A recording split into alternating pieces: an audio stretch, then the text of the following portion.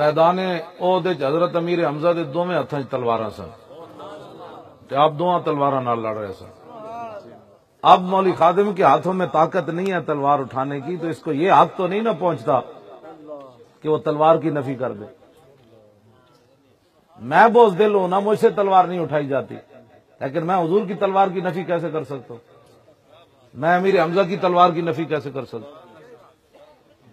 بزدلی اپنی اور اسلام کے اوپر تم لگانا چاہتے ہو؟ اسلام قیامت تک اپنی پاور سے کھڑا ہے۔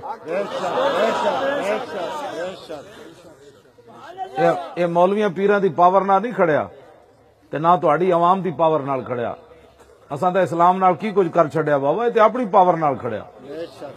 میرے آقا خود فرما گئے لیلھا کا نہارھا، فرمایا میں جو دین تمہیں دے کر جا رہا ہوں نا، اس کا دن بھی دن ہے اور رات بھی دن ہے۔ یہ مت کوئی سمجھے کہ میں اسلام نو جناب کوئی تھم دیتا ہویا، ہاں اسلام تو میرے جائے کمینے نو ویل چیئر ہوتے عزت دیتی پھردا۔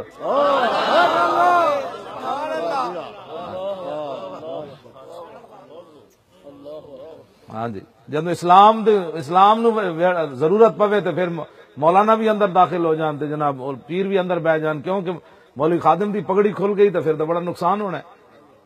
آج یہی ہر ایک نے سمجھا نا بھائی میں مجھے کچھ ہو گیا تو پھر کیا ہوگا۔ میں طائف دا سفر حضور دا کدی بھی زندگی بیان نہیں کیتا، میں کی بیان کراں، میری تے زبان جلدی، میں تو دین دی خاطر ایک پتھر بھی نہ کھا سکیا۔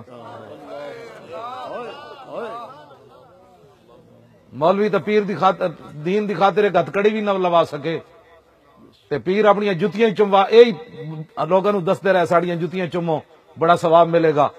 پیر دا اپنے جناب دروازے ہوتے چڑھے ککر سن، انہوں نے بھی غلاف چڑھوا دیتے تے جدو حضور دی عزت دی واری آئی تے اندر وڑ گئے۔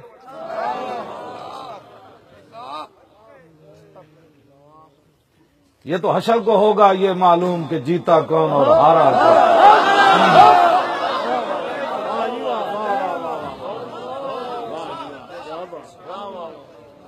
دسن نہ کیڑیاں مزدوریاں کر دین مولوی تے پیر، کیڑیاں جا کے مزدوریاں کر دین، لکھاں تے اپنے جناب بنگلے تے جناب لینڈ کروزراں تے پھر دین، دسن نہ کتھوں کمائن پیسے، اسلام نے دیتے نے انہاں تے جدوں اسلام نو لوڑ پئی تے سارے نو کہا کوئی بات نہیں سپیکر اتر جان۔ کیوں اترے سپیکر؟ کوئی ہندوؤں دا ملک سی سپیکر اتر گیا اللہ اکبر کے لیے؟ اس واسطے کہ مولوی خادم نو ہتکڑی لگ گئی تو پھر اسلام دا مولوی خادم نو ہتکڑی لگ جائے تے لوگاں سرکار نو ایتھے پتھر مار دیتا میدان احد وچ۔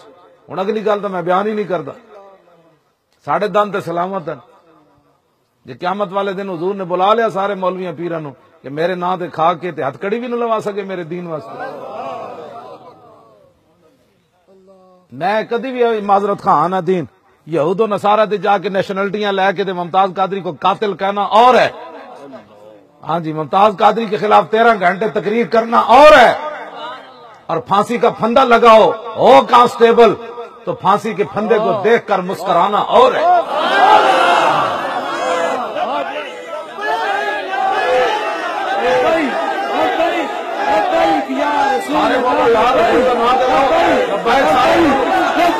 یا رسول اللہ لبیک لبیک یا رسول اللہ لبیک رسول اللہ لبیک لبیک یا رسول لبیک لبیک یا رسول لبیک لبیک یا۔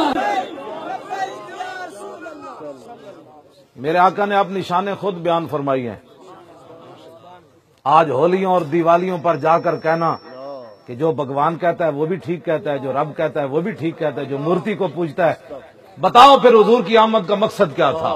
بس حضور نے اپنی آمد کا مقصد خود بیان فرمایا۔ عن محمد ابن جبیر ابن مطعم عن ابیہ قال قال رسول اللہ صلی اللہ تعالی علیہ وسلم ان لی اسماء انا محمد وانا احمد وانا الماحی الذی یمحو اللہ بی الکفر وانا الحاشر الذی یحشر الناس علی قدمی وانا العاقب والعاقب الذی لیس بعدہ نبی۔ میرے آقا نے فرمایا مجھے اللہ نے کئی نام عطا فرمائے، فرمایا میں محمد بھی ہوں، میں احمد بھی ہوں۔ آگے حضور نے فرمایا وان الماحی، فرمایا مجھے اللہ نے ماہی بنا کر بھیجا.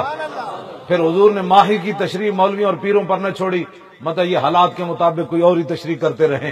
حضور نے فرمایا ماہی وہ ہوتا ہے جس کے ذریعے اللہ کفر کو ختم کر دے.